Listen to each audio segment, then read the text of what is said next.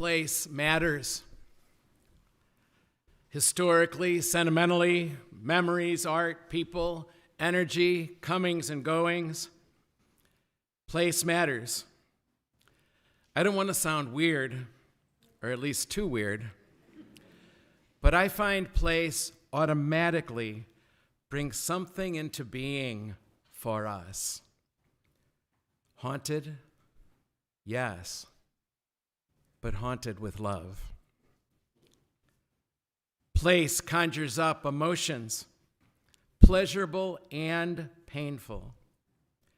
It's like I can stand somewhere and almost listen to the place, listen to the rocks and the stones.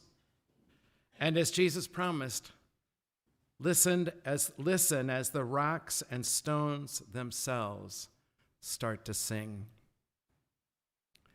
Place holds something for us. We lose if we don't listen to what place tells and teaches. Place matters. It matters to God as well.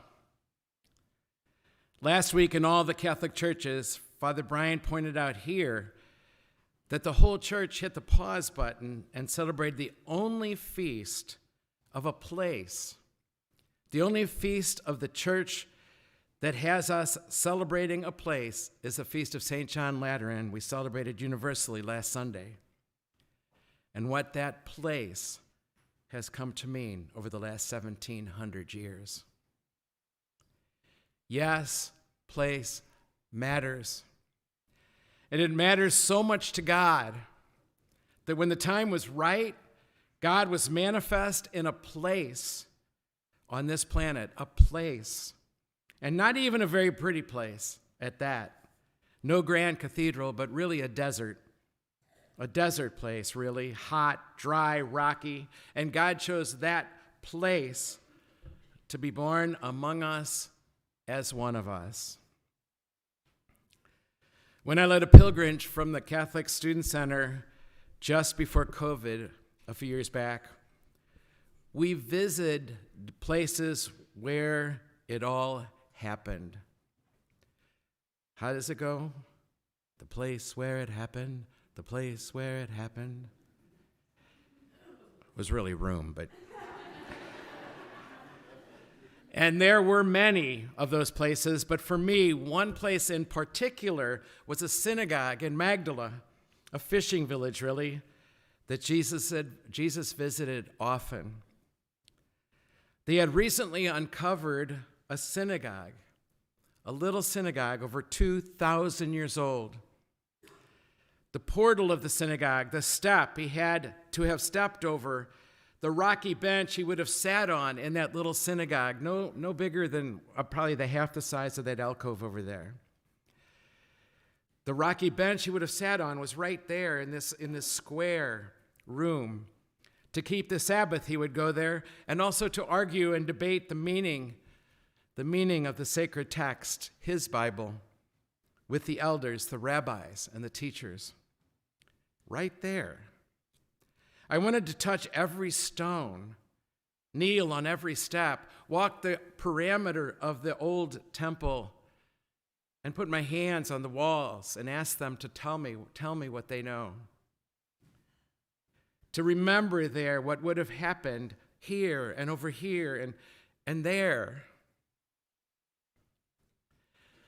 After all the pilgrims went to bed that night, I hadn't had enough.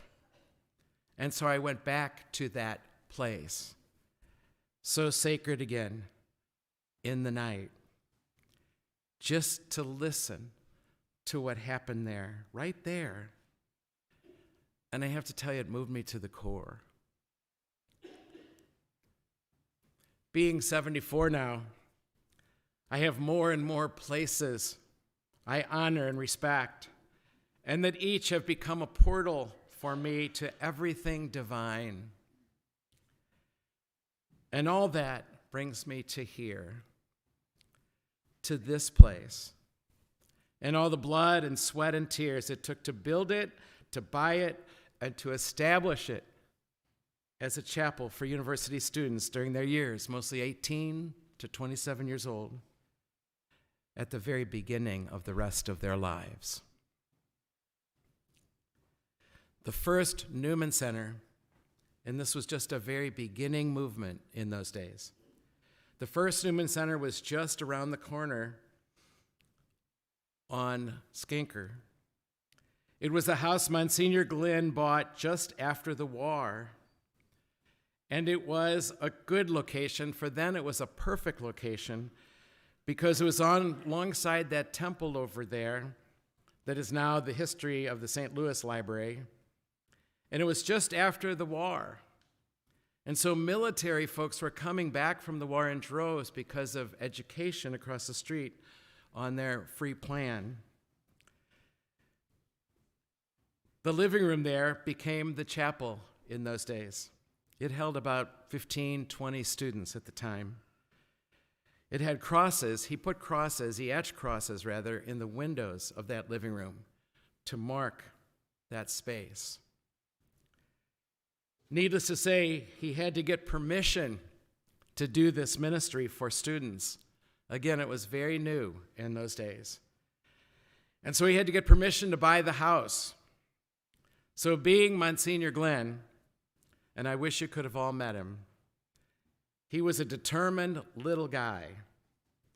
He had no money, but the then Archbishop did not want there to be a Newman Center at Washington University because he said it would draw Catholic students away from the Catholic school down the street called St. Louis University, and then they'd be coming to this pagan institution across the street. He didn't want that to happen, but Jerry Glenn kept on. He was a persistent little guy. He became a pest. That's what the Archbishop called him. He was a pest. He just kept asking and making appointments and talking to him, trying to convince him that this movement was worth the archdiocese's time and help. A pest he became. He used to argue that Cardinal Ritter, this is going to be an opportunity for the salvation of souls. So the Archbishop finally got fed up, and he cut him loose. He saw him as a priest still, but a disobedient priest. And so he told him, you can do this, go ahead and do it. But I want nothing to do with you or what you're doing. You will not get a salary anymore. You have to earn your own living and pay your own bills. Ugh. And so Monsignor Glenn did. And that was the very first of the walls that came a-tumbling down.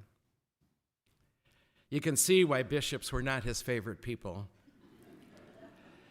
So he got a job teaching theology at Webster University and then worked here the rest of his day to raise money and turn nothing into something.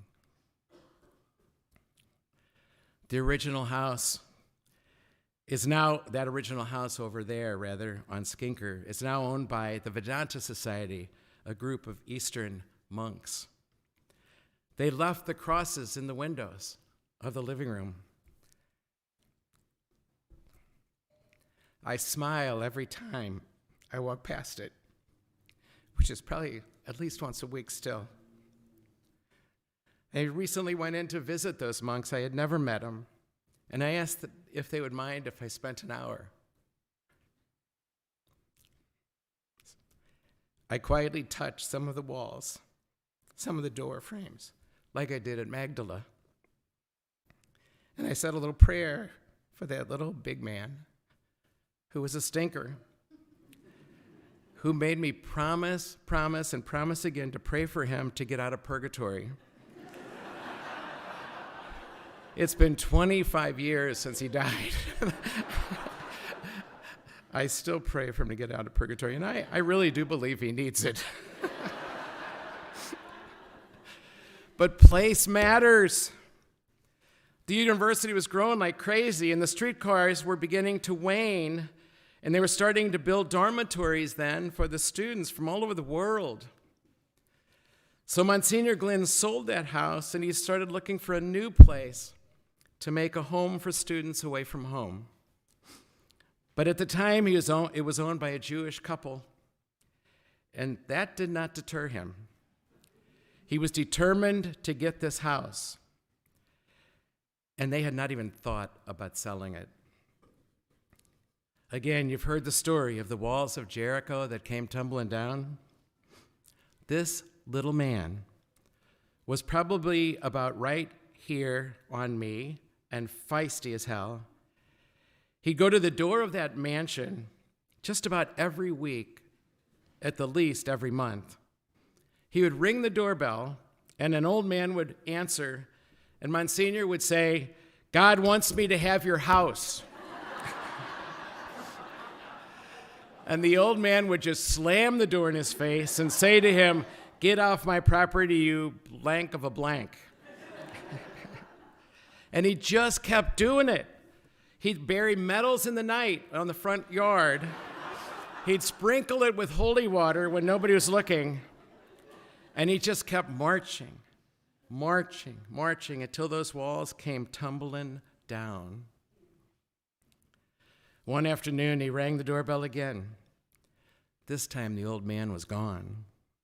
His wife answered, and she said to him, "Oh, Monsignor, I'm so sorry for how my husband treats you. Please come in, and let's have some tea." That was the beginning of all this. To keep a long story very short, he kept meeting with her. She wanted to know more and more about faith. She became a convert, actually, to Catholicism, which infuriated her husband. But down the road, the old man himself converted alongside her and became a Catholic. I tell you this even more because I want you to know what it's like to not give up. And he is the embodiment of that for me. It isn't what it takes to get a house really in the end, but it's about turning a house into a home, which you all know in your own lives. Getting those walls that come between us to come tumbling down. And it became even more of a home. One of the students across the way was doing a paper for some sort of dissertation, and she wrote an essay about this place. It mystified her, it enchanted her. She was so curious about so much, so she did some research. She compared it in her essay to a house church, which was how the early church began, and where the church went back to again and again, especially during persecutions, like after Jesus' death. Those who were beginning to follow him, those who were overjoyed at his resurrection, those who were trying to find meaning in their life, and while many of them were getting martyred, persecuted, killed, destroyed, they would still gather in the homes of other believers. Even the first Mass was in an upper room of a home. All of it began just like that. And in Ireland, for example, they would try to gather, they would have secret codes to tell Catholics where they could go for breaking of the bread for the Eucharist. Priests were getting killed for doing this if they got caught, and so were the people. But they kept gathering wherever they could, hidden, to encourage and challenge their faith. It all started just like this, where Christians and seekers of all sorts came to feel safe somewhere a bit and continue to come together just like you do now, right here, right now. Some of you drive past 7 parishes to get here. What's up with that? It's not for a short homily. Well, now it is. And where we to this day, now 100 years after it was built, continue to come together like this to find out more and more about this self-emptying, self-giving love that is Jesus. Again, it takes a heap of living to turn a house into a home. You know that. It takes a heap of living to turn a house into a home.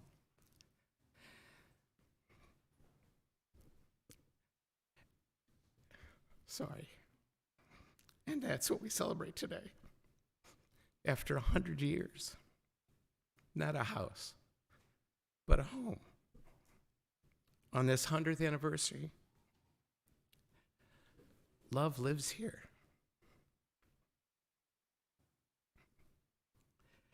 But the scriptures today make it clear there will come a day when this will all be gone. There will come a day when not one stone will be left upon another, he said in today's gospel. I thought about something like that when that tornado came through and did so much destruction right here, right in this neighborhood.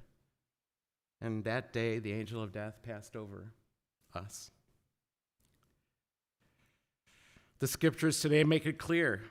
Tornadoes, empty bank accounts, a pandemic, wars, and me could take it all down. It takes a heap of living, indeed. So many students away from home and from just down the street, and so many of you who have contributed so much to the flourishing of this community, for our students, and also for you. They discovered that there's a place for them here. The students have so many of them. Without exception, no exceptions. They don't have to be anybody to walk through those doors and find a place. I hope you feel the same. And therefore, a place for them is what they find in the whole church, and a place for themselves in the whole world, for them to do the same. And so, my friends, you can see, I hope, that altogether human lives, in our altogether human lives, place really matters. It really does. I encourage you as you leave today, or any time really that you're here, that you go out of your way for a second to just touch something here, some wall, some foundation. This floor, this patio, sit in the meditation garden out back. Visit a room where it happened, and just listen. Listen with your hands. Let these walls of stone and mortar and rock and wood remind you of something that happened for you here, even if it was painful. Place matters, and it has been an honor to share this house, become home, become chapel with you.